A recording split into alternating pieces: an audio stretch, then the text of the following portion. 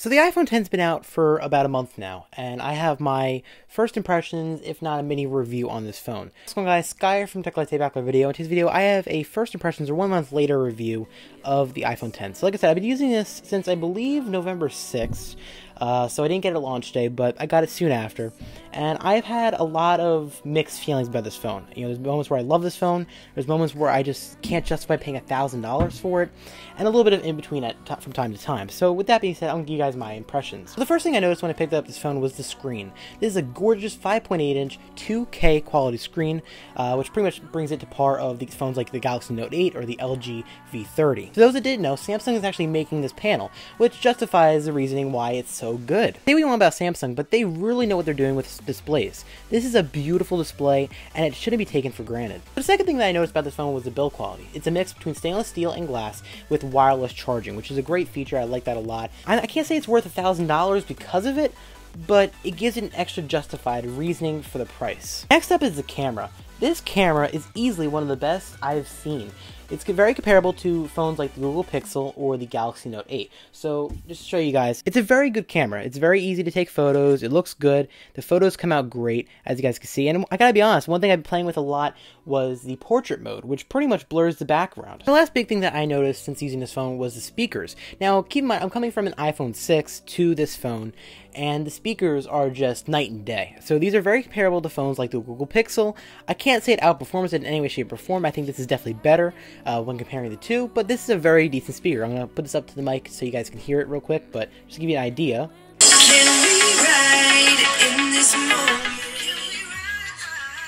It's a very immersive experience. So let me just turn this down real quick, but it's a very immersive experience with this phone. And I gotta say, I'm very impressed with the I'm very impressed with the sound quality. I think it sounds phenomenal. So just to summarize, I'm a big fan of the display. I'm a big fan of speakers. I'm a big fan, of the build quality. It's really a great phone. You know, comparing it to other phones on the market like the Galaxy Note 8, that's where you kind of got to think about, is it worth the extra amount of money that you're spending?